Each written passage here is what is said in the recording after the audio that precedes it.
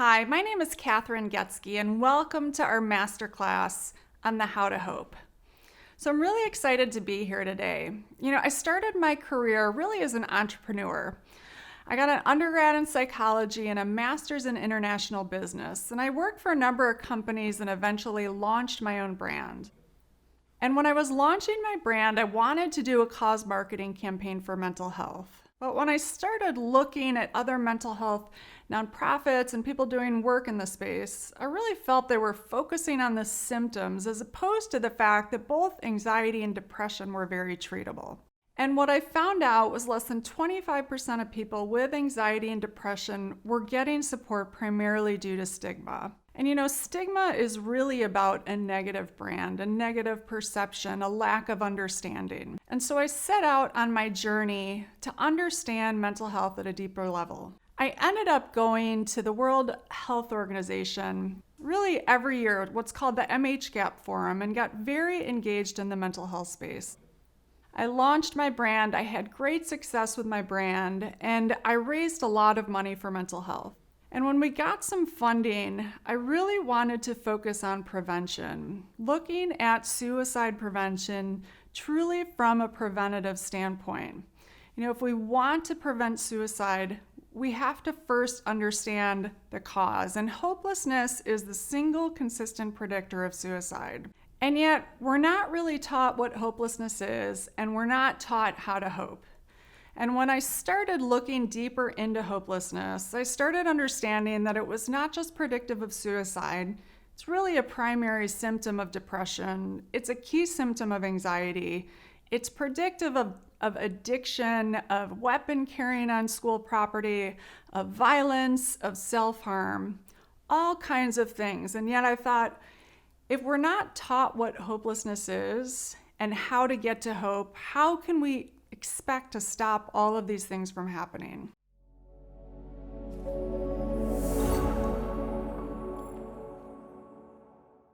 And so about 10 years ago, I set out to figure out what is hopelessness and how do we get from hopelessness to hope?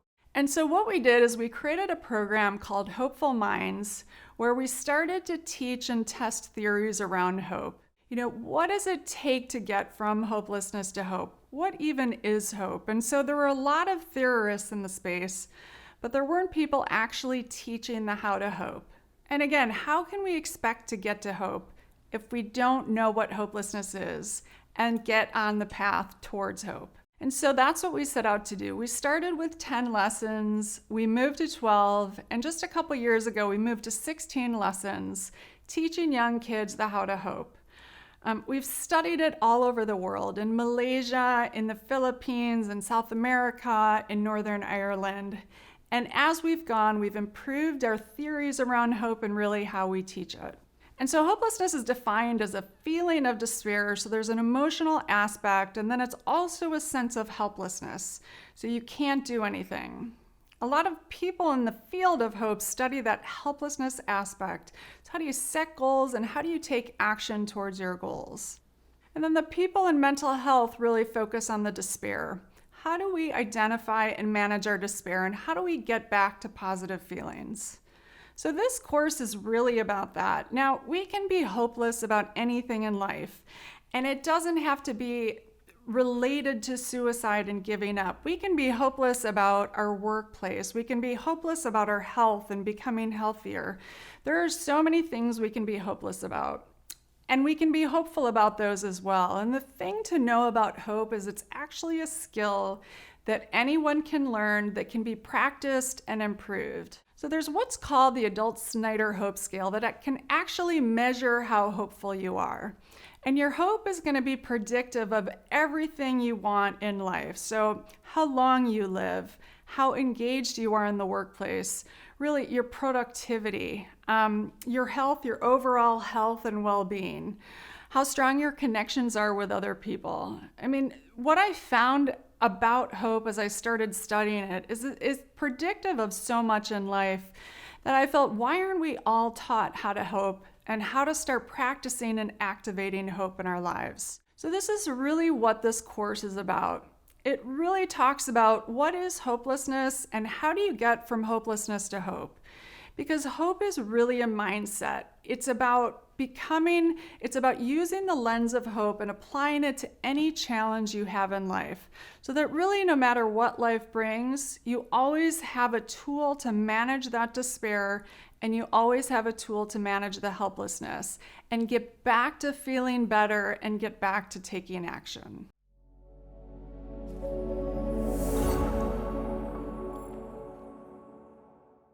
So I created this course because I was never taught how to hope. And that impacted me in a really negative way. And I turned to the things that we talk about that we know hopelessness is predictive of. I turned to things like addiction. I had anxiety. I had depression. I had PTSD. I had an eating disorder. And I kept these things kept reoccurring, and I didn't know why, and I didn't know how to manage it. And what I really started to understand was I wasn't proactively managing my hope. And not only that, but I didn't even understand what hopelessness was and how to activate hope in my life. And I really believe that anyone can activate hope in their lives, and anyone can practice these skills and become better at hope, and that it's not something that comes naturally. And in fact, many of the things that we're taught are in direct opposition to our ability to hope. And so my aim is to ensure that people know what we know about hope and can begin to activate hope in their own lives, so you can get what you want in life. Because hope is really about, what do I want for my future? What's my vision for my future? So whether it's in your health or your workplace or with relationships, or in your community, hope is about that vision for something that you want, and then the skills you need to get there. So in this course, we talk about what we call the SHINE framework for hope. We've created 5 keys to hope that we think are critical parts of hope and skills you need to activate hope in your own life.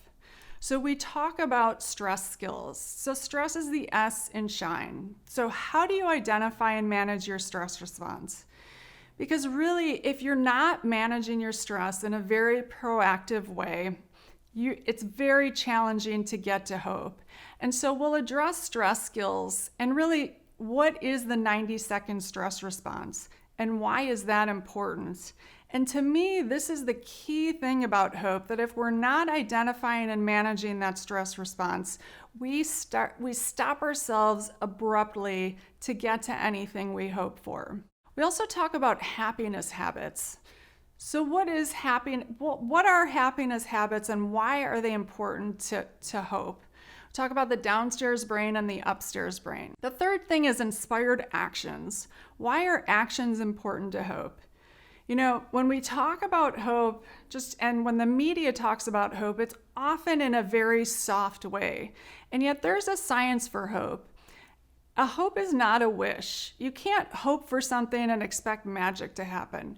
Hope takes action. And so in Inspired Actions, we talk about this process for how you take actions, how you set goals, what SMART goals are, why it's important to have visions for hope for your future. So some stretch goals, and what gets in the way of our approach of those goals.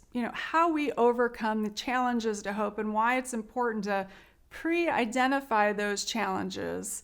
And again, why goals are overall important to hope. And then we talk about nourishing networks and why creating really strong, healthy relationships are important to hope. And that it's not the quantity of people in your life, but it's really the quality of people. We give you some skills to really develop and foster healthy relationships that are supportive of your goals.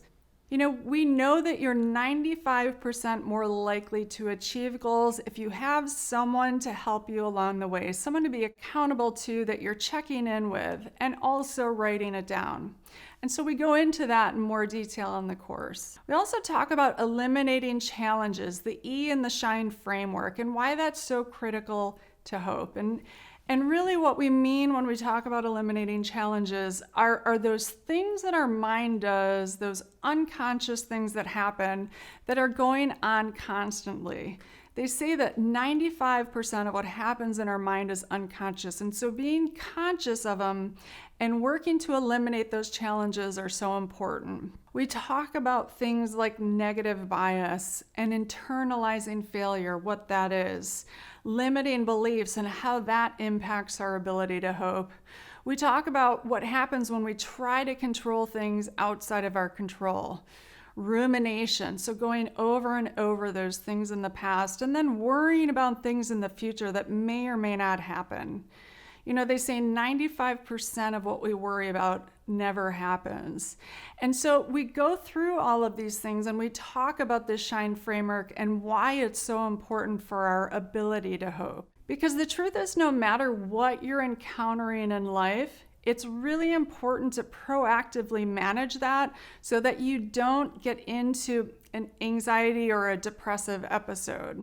For me personally, I've been activating hope every day consistently for many years, and I've kept myself very healthy and happy because of it. I was told by a doctor that my risk of suicide is very high. I lost my dad when I was 18 years old.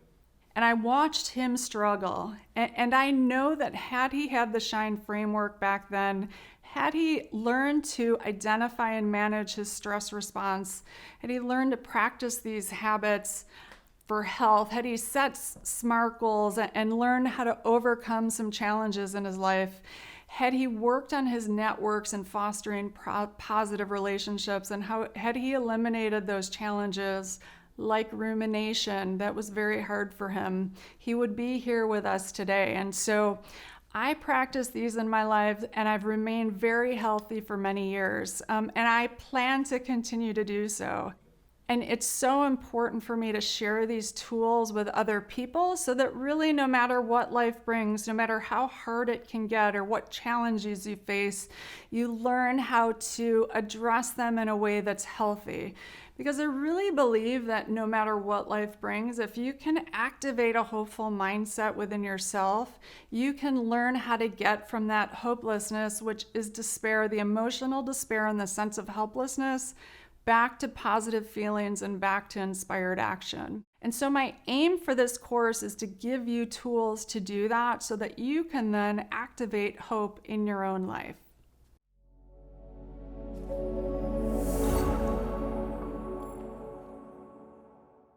My favorite tool in this course is that 90-second stress response. What I found for myself is I didn't always recognize when I was triggered by something external in my environment. And when you're triggered, you do things like stop breathing. And when you stop breathing, that further activates your stress response and you get more agitated. And I agitated myself into a state of anxiety when I was younger because I didn't even understand that I was doing it.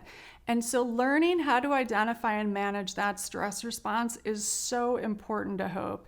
And then learning how to take that 90-second break so that you can let that physiology, that chemical response that's going through your body, move through it and calm back down.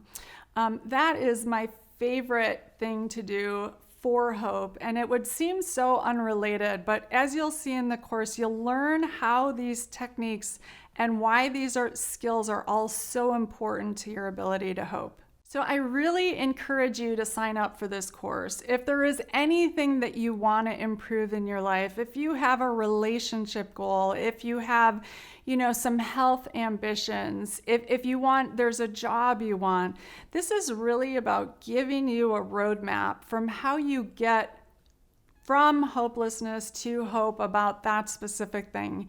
And not only for yourself, if you have other people in your lives that are hopeless about something or don't have hope for something, this gives you tools that you can then teach and share with others. So to me, hope isn't just about learning for ourselves, but it's about learning how to activate hope in other people's lives. I really hope that you sign up for this course and join us on this journey to hope. You know, we're not taught the how to hope, and I think it's really one of the most critical skills that we need to activate in our own lives, because we face so many challenges all the time, not just for ourselves, but we watch challenges of other people. And in a world where anxiety and depression are increasing, we know that hope is a known protective factor. So if you practice your hope skills, not only can it serve yourselves, but it can serve others and the greater humanity. So I really hope that you join us in this course.